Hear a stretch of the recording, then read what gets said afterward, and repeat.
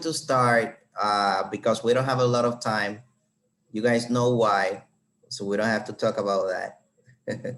And okay, we chapter or lesson number 3, and from now on we're going to start uh, with a subject matter from the chapter number 4 on, because now we were just uh, running around in circles and things that the majority of us are supposed to know. Not everything, but general knowledge, which is important. And then from not chapter, I don't know what's going on. From chapter number 4 on, we're going to start deep. Okay, now give me a second here. Let me finish this. Okay. That was a previous meeting that I had that I was recording, so it's finished converting the video. Okay, guys, listen, next week we have an exam, and the exam is going to come from the first 3 chapters. So chapter 1, 2, 3 is gonna be included for the exam. The things that come for the exam are going to be notional things. When I say notion, that means that you guys have to get the most, or you should have gotten the most important ideas from the questionnaires and from the summary that I left on chapter number 2. But we're gonna do a quick review of what we have learned so far. But we're gonna do this when we finish answering the questions from chapter number 3. Before that, I want to tell you, maybe you are with me in another subject. I don't know, right? Because I cannot keep so many names on my head. That's why I'm repeating this. We are going to use, and I know some of you already have an account. We are going to give the exams through Edmodo, okay? Edmodo is a platform, a teaching platform, actually, learning platform that you guys will use. Look, this is Edmodo. Let me just get out of here. This platform, we are going to use it only for the exams, only for exam, nothing else, okay? Because this one is more comfortable and we have more options. That's why we're gonna use it. So all the classes are on OEM platform, but only the exams. And I'm telling you only because there will be people asking me, so we're gonna have classes now in Edmodo? No, only exams.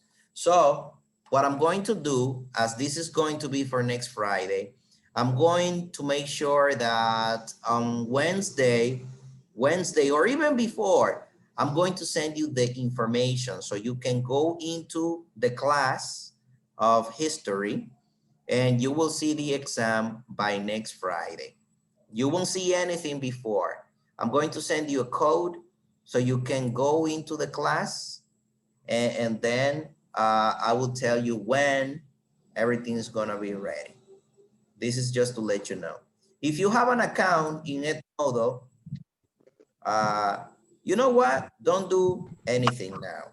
Just keep in mind that this is the platform that we're gonna do, that we're gonna use for the exams, and that's it.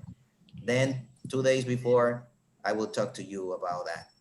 But guys, study, because there are a lot of theories and things in there, that you have to handle. Now, okay, let me go to the platform because I wanted to show you. Hold on. I also want to show you. I know you cannot see me. I mean, you cannot see what I'm doing, but give me a moment. Just give me a moment here. Okay. Very, very quick. Okay, now I want you to check this. I'm gonna go. Sorry, maybe this is kind of a mess for you. Now we are week by week, right? I'm gonna open this week from the 5th until the 10th, and I'm gonna see who did the homework for that week, right?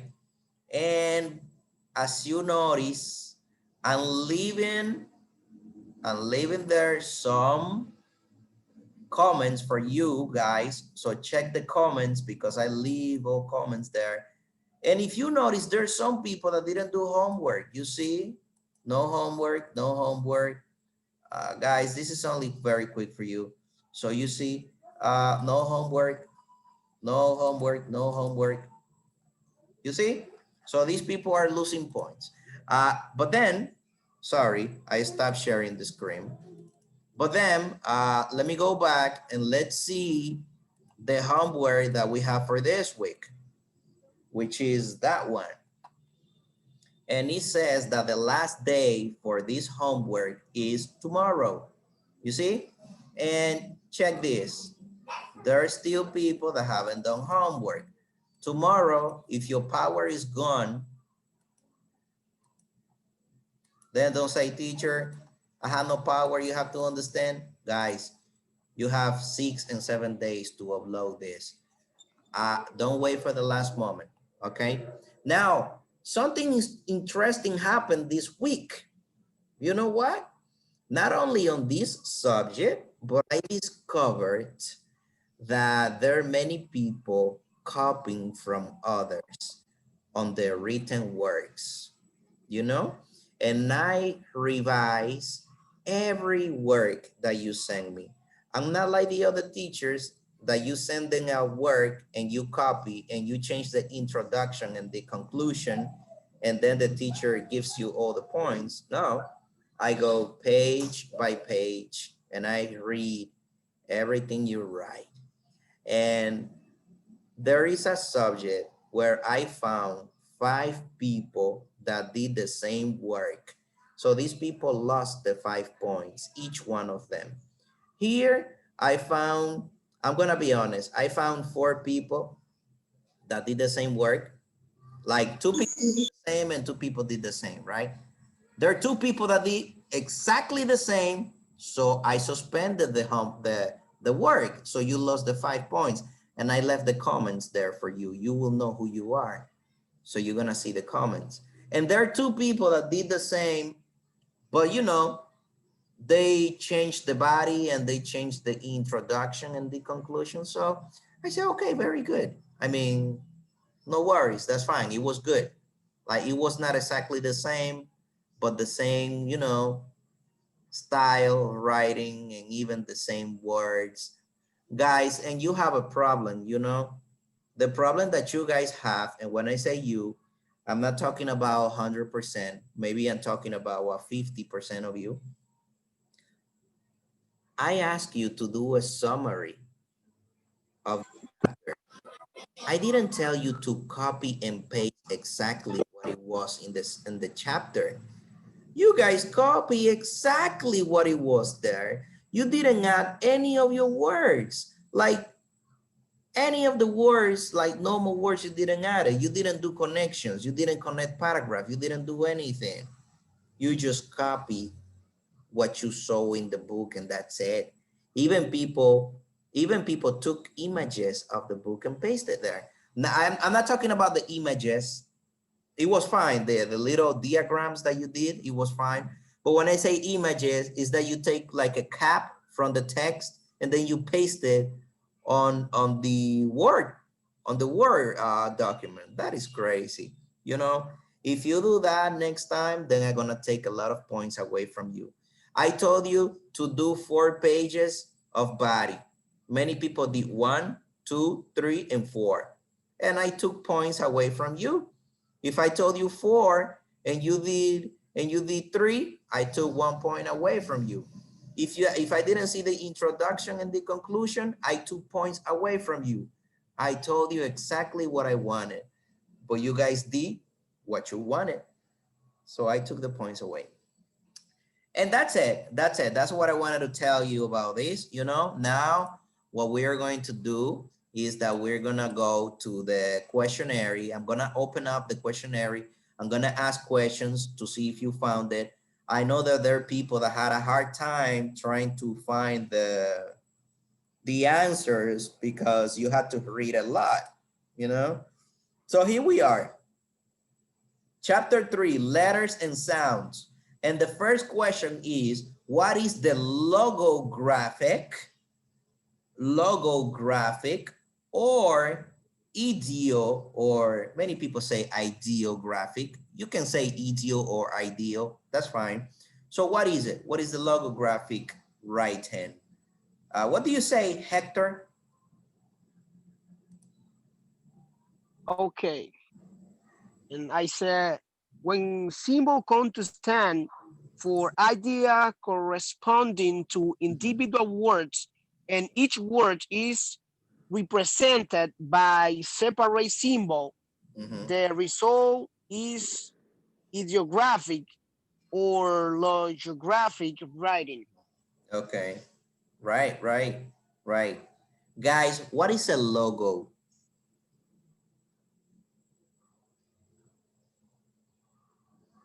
I'm gonna lower your hands because I don't know who's raising hands now. What is a logo? If I ask you, that's a very easy question, right? What is a logo? What do you understand by the word logo? Logo, logo, logo. Rosa, what do you say? I think so. The logo is, I imagine, that represents like if you have a company, for example. Right. If you have to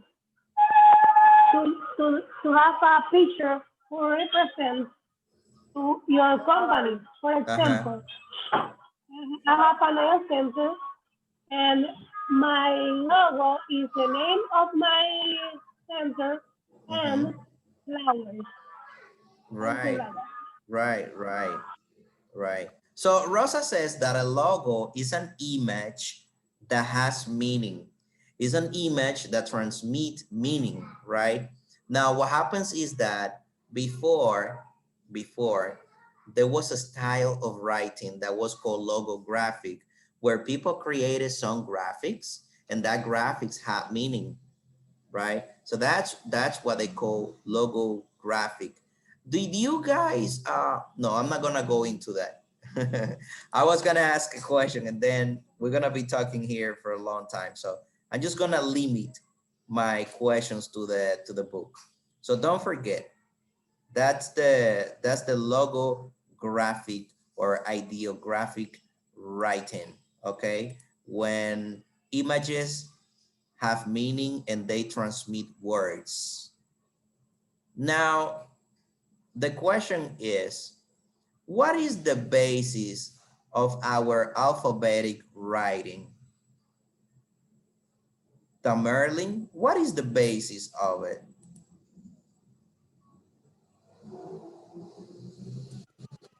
Okay. Semantic writing, the basis of our own and idea of our alphabet writing, usually represent consonants only. Okay, so Semitic writing, right? Yes, again. Yes. Semitic writing, that's what you said?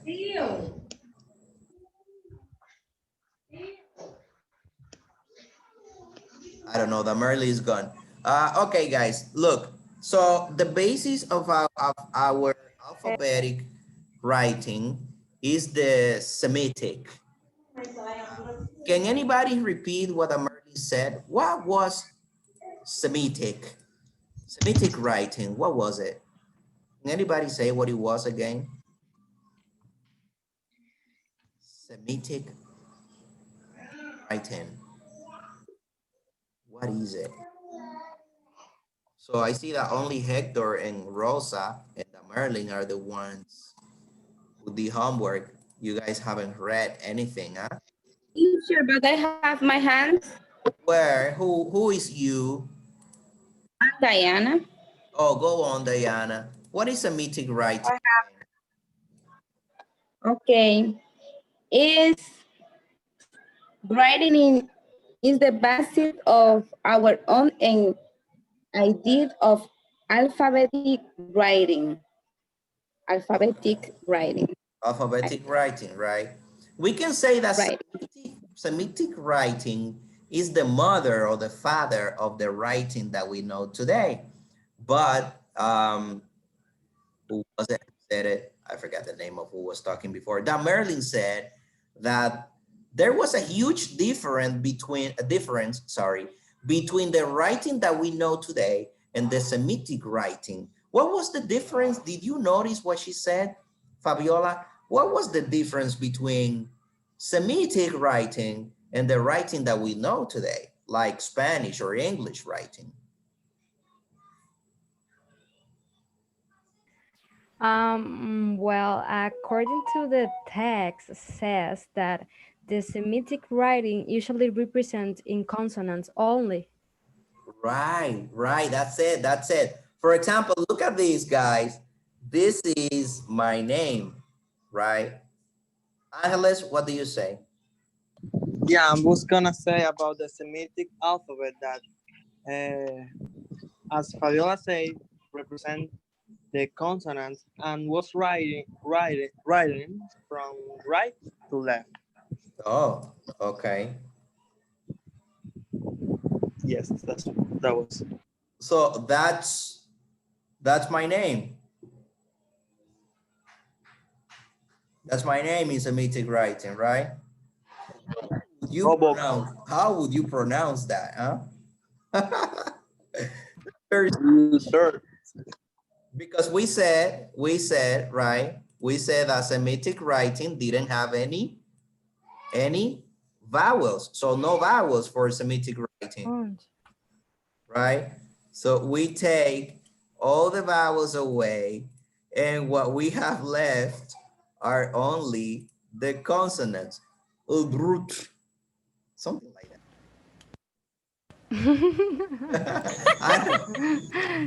I don't know. But that's where that's the mother or the father, I don't know how you call it, of the alphabetic writing that we know today. So before, there were no vowels. There were sounds, right, that represented vowels, but there were no letters to represent vowels. And we'll see this now. We'll see this in the next question that said that you had to write about how Greeks wrought in the early days. How was it that the Greeks, remember, Greeks are people from Greece. These people, well, history says that Greeks were the most intelligent people on the earth, you know? So, Sadiel, what do you say?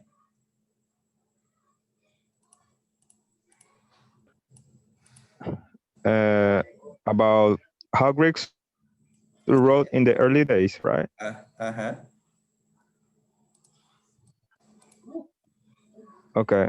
The brilliant Greek notion conceived about 3,000 years ago of using as vowel symbols those Semitic letters for consonant sounds that did not exist in Greek gave the Greeks an alphabet in the modern sense of the word. Yes. Yes, very good, very good. So Greeks did an excellent job over there. My internet is acting up. Hold on. Very good, Sadiel. What do you say, Evelyn, about that? They used to write from right to left. Okay. All right. And how else? How else? Was that the only way? I mean, not only to you, Evelyn, this could be for anyone. Was only from right to left that they used to write, or what else did they do over there? They did something else, I know. They had like something different. What do you say, Fabiola? Well, says like Evelyn was saying, they wrote from left to right as the Semitic people usually did, and as Hebrew and Arabic are still writing. But sometimes the early Greeks will change directions in alternate lines, starting, for instance, at the right, then changing directions at the end of the line, so that the next line went instead from left to right, and continuing this change from directions in alternate lines.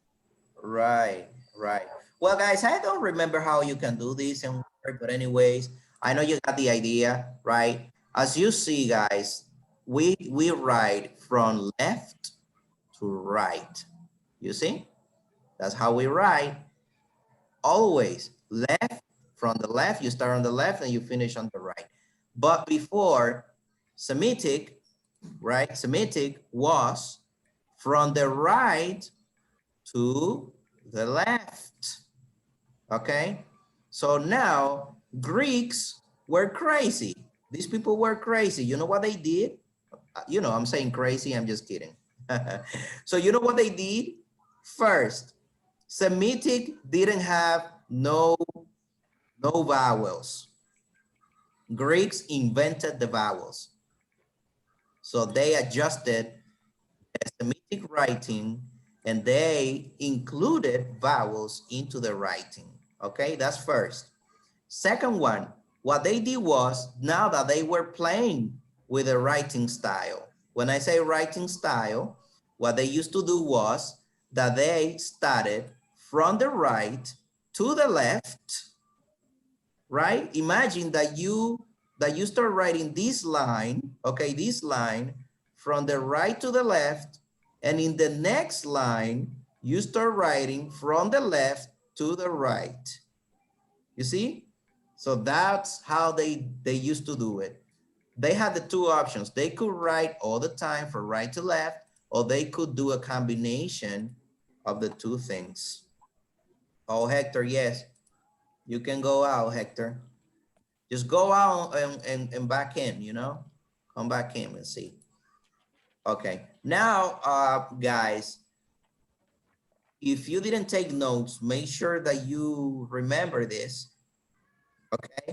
Okay, now, this is a question that I really liked when I saw it, because when we were in English phonetics, we talk about the digraphs, you know?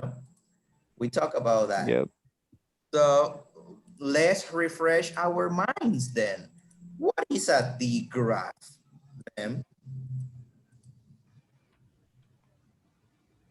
Oh, Fabiola, you're not on mute, huh? I mute you. Okay, let me see. Two people raising hands. Okay, we're gonna repeat then. Rosa, what is a digraph? It's a combination of two letters that make single sounds, as is in Yes. in fact to the word. Like diagraph contains diagraph. Okay, all right, all right. Let's see what Evelyn has to say. Very good, Rosa. That's right. It says that is a pair of letters representing single sounds or even longer sequence like the German trigraph. For example, CH, Yes. SH, TH, Yes. D, and so. Okay. All right. Now you guys know that D means two. Hold on, my internet is killing me.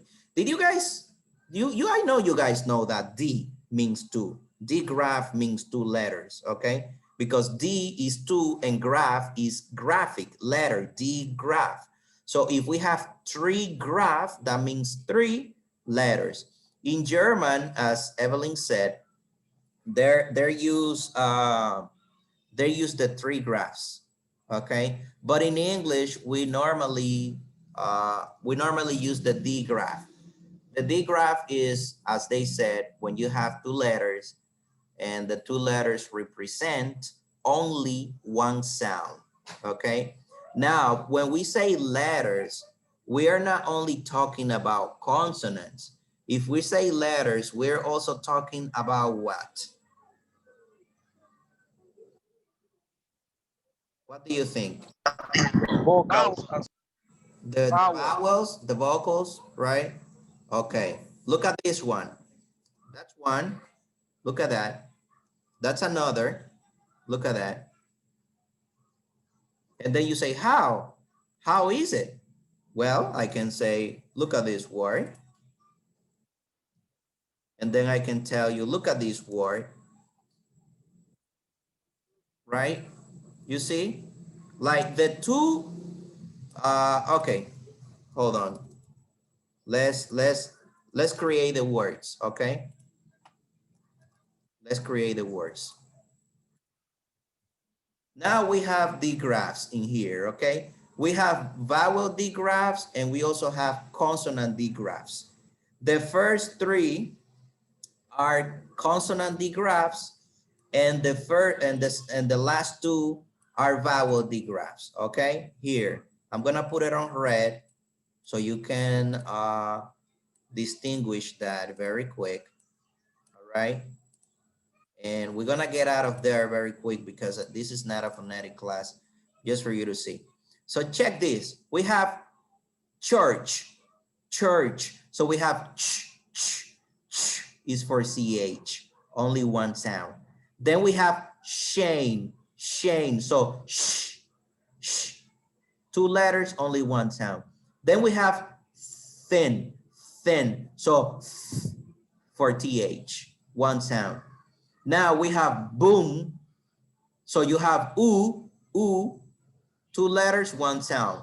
And then you have bread, bread, So you have right? Bread is only one sound.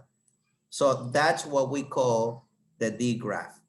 Two letters, one sound. Who's writing? Let me see.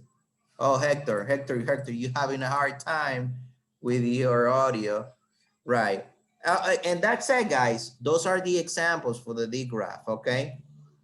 We also have three graphs. I don't know if it is that way that you put it. You guys that know German, you guys that know German, you guys are supposed to know that. Swash, swash, I guess swash. I don't know. You are the ones who know. All right, so let's go to the number 5. Number 5 says, what were the rooms? Sterling, the rooms, what was that? Okay.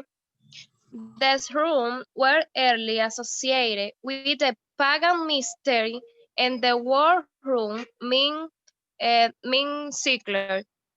Secret. Uh-huh. Right, secrets, right? So the word room means secret. Oh, I see. Did you know, guys, who were the people that used the runes writing system? Did you see it? What was the name of those people? Who were those people? Germans. Not actually the Germans, because German is a new word. It is related to Germans.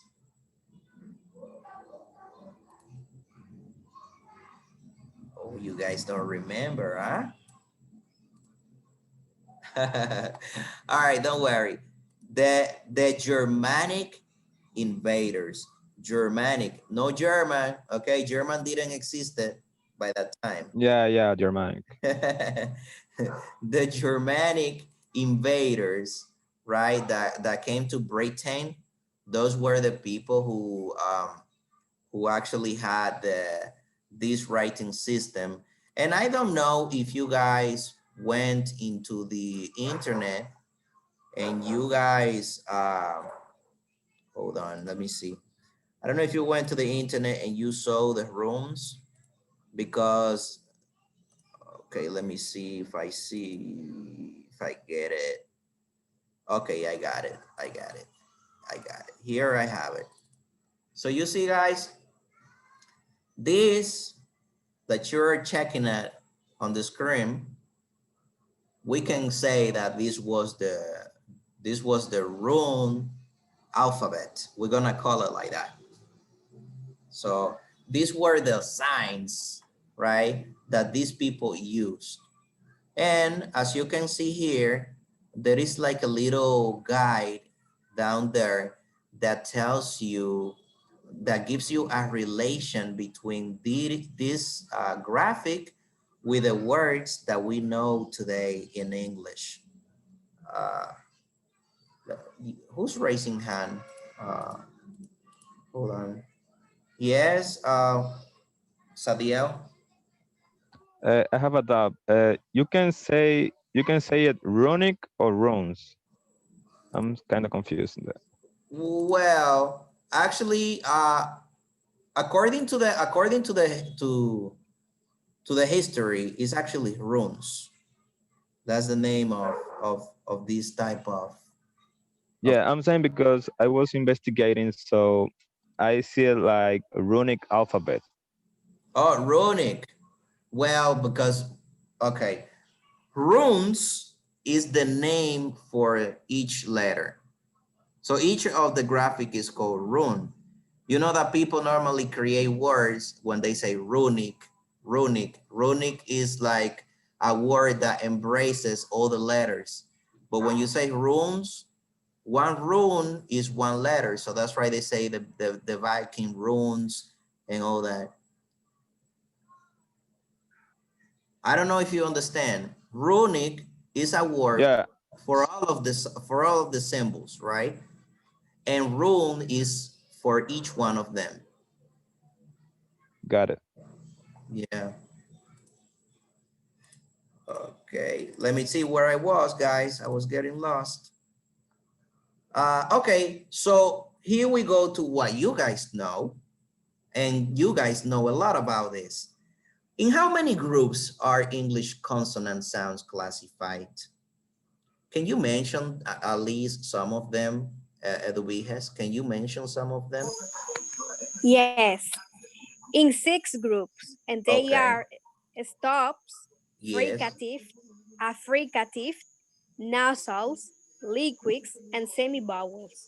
All right, very good. We're not gonna go into each one of them, okay? So we just need to know this general knowledge, and that, and this is really related to phonetics, as you can see. But in phonetics, we mainly focus on the stops, you know. We focus also on the nasal ones, the liquids, and the semivowels. Then what about the, I was saying semivowels. You know why they call it semivowels, semivowels? Do you guys remember in phonetic class when I told you that sometimes Y and W are vowels?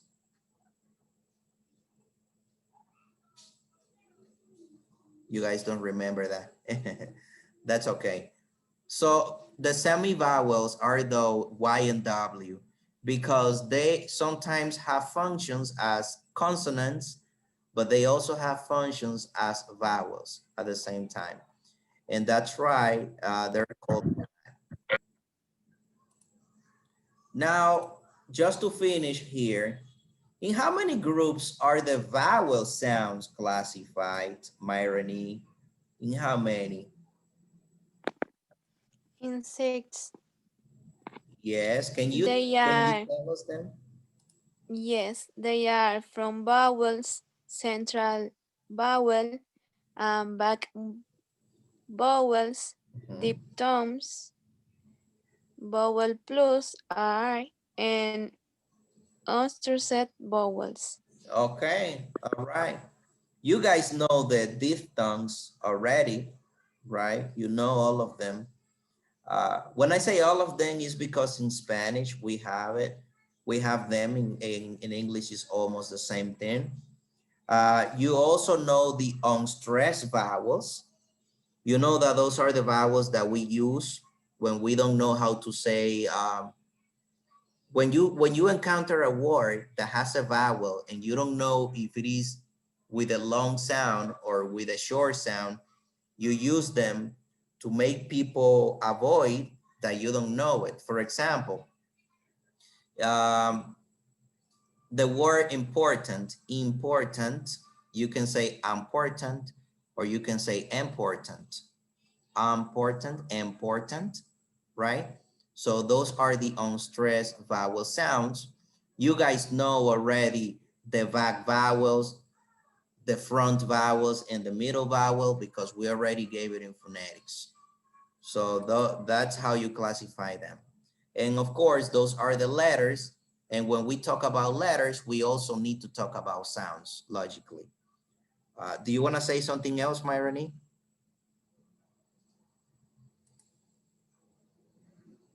No, yo no bajé Okay. la mano. Oh, Sorry. okay. All right. So guys, that's it for that chapter, okay? The most important things of the chapter. What is the logographic writing? What is the basis of our writing? Because you already know that it was the Semitic writing, that it was only based on consonants. Then the Greeks came and modified that. They adopted the Semitic writing, adding the vowels and also changing the writing style. When I say writing style, I mean that the Semitic writing was from right to left, but then Greeks started and changed it all the way around. They use both left to right and right to left. We learned that a digraph is two letters. It could be vowels or it could be consonants that when they're together, they represent only one sound. We also saw that the runes were the alphabet or the writing system that the Germanic invaders had when they came to Britain. We also saw the groups of consonants and sounds, and we also saw the groups of vowel sounds. That's the most important from this chapter, or this lesson, I might say. Now, in terms, we're gonna finish, we're gonna take 10 minutes now. Yes, Adiel? I don't know if I'm right, but I think that Arabs arrive from right to left, I think. Yes, yes, from right to left. Like these countries from, you say Hebrew? Arabs. Yes, Árabes. yes. These people from those countries, right? From the, oh God. Jesus. How do you call that region? The Middle East, is it? You guys, you don't know about geography. Okay, those where Jesus Christ came from, you know, all that around there, all those countries had the habit of writing like that from Yeah, it's Middle East, you're right. the Yeah. Middle East, right? Yes. So, yes, all those countries, because, you know, that's the old word, as they call it, the old word, and things started by there. Right. Now, guys, just to give a quick review of chapter 1 and chapter 2. Number 1, don't forget that on chapter 1, we talked about language. What is language from a general point of view? What is language? Language as a system. We also saw how and why human beings are the only ones who can use language. And when we say language, we're talking about speech. Well, the sounds that we produce with our organs to communicate with other beings, human beings, I might say.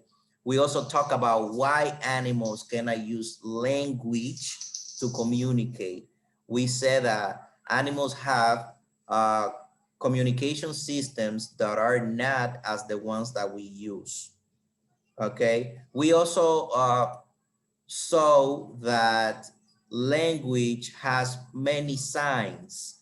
And when we talk about signs, we're talking about letters, words, and there is a minimum, that is the smallest meaningful form of language, a written language, that we call morpheme, okay? We gave a classification of morphemes. As you guys remember, there are bound morphemes, and there are other type of morphemes that I'm gonna. And free morphemes. Oh, okay, you got it. So free morphemes are the ones that you can use them alone, right? Because they have meaning by themselves. And we have bound morphemes that they need another morpheme to make sense, right? That's what we saw. Then yes, that language is conventional.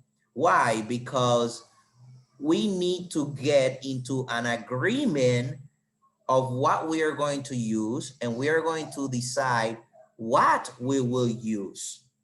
I remember that we were talking about the problem that we have here in Dominican Republic with certain words that if you say them, people will understand different things, right? And one word can be used in different contexts and different situations. For example, we can say a word between us, like us, but if you say that word out of this group, it might mean something else, right? And you guys remember about that.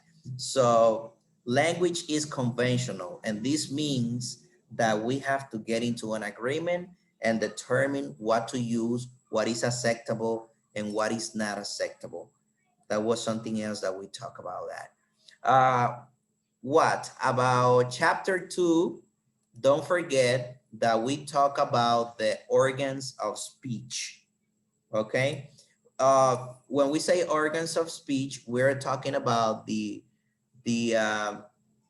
Sorry, teacher, I listen to you very well. Can you you cannot repeat, listen please? to me. You guys have problems listening to me, or is only Rosa?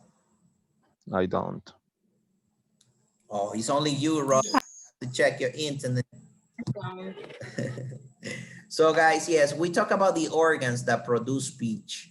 And there are many organs, and you guys know the typical ones, okay? We have the nose, because remember, we said that there are nasal consonants. We have the mouth, we have the lips, we have the teeth, we have the tongue, we have the throat, we have the larynx, we have the pharynx, and we have the most important organ to produce speech. Do you guys know what is the most important? Vocal cords. The vocal cords, guys. You can have everything, every organ. If you don't have vocal cords, you have nothing, right? Because maybe all people without teeth, they can speak, you know? Right, this is like phonetic, literally, right? Yes, that's true, that's true. Right, then we talk about that besides the organs of speech in chapter 2, you saw the different type of vowels. You saw the back vowels, you saw the front, the central, the ones that we call high vowels, middle vowels, low vowels. You also saw stress, okay? Don't forget what stress is the force, okay? You also saw the kinds of sound change.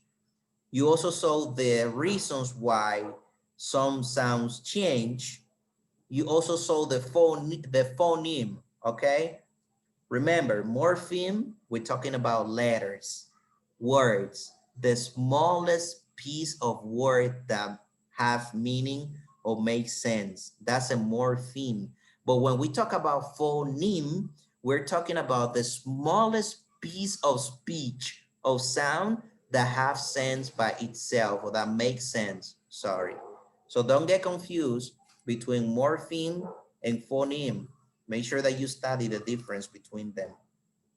And that's it, guys. I gave you a very quick review of what we have seen since chapter 1 until chapter 3. This was very fast, of course. Now is your turn to go to your house and study. Morphemes are letters and phonemes and sounds. Yes, morphemes we refer to letters, okay? The morphemes are referred to letters, to words. For example, apple is a morpheme, and phoneme, we're talking about sounds, okay? So that's the difference. Oh, that was for you, Sadia.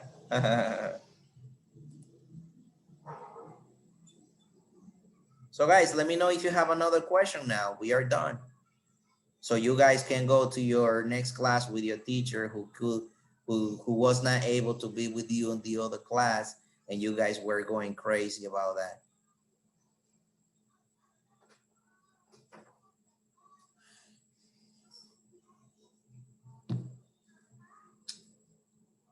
So no preguntas? Oh, okay.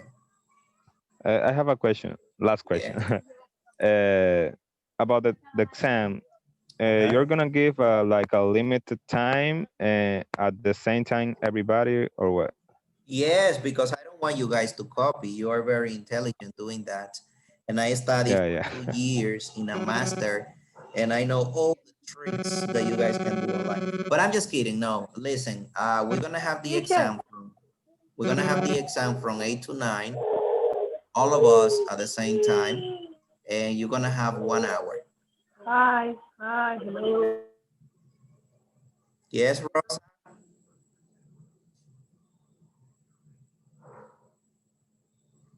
I don't know. Rosa wanted to ask something. I don't know. Rosa, if you're talking, your microphone is off. Yes, I was talking. Teacher, I have to ask you something. What time are you going to give the test tomorrow? Tomorrow? Mm-hmm. From which subject? What? What's the subject? What subject? Because I teach 4 subjects tomorrow. No.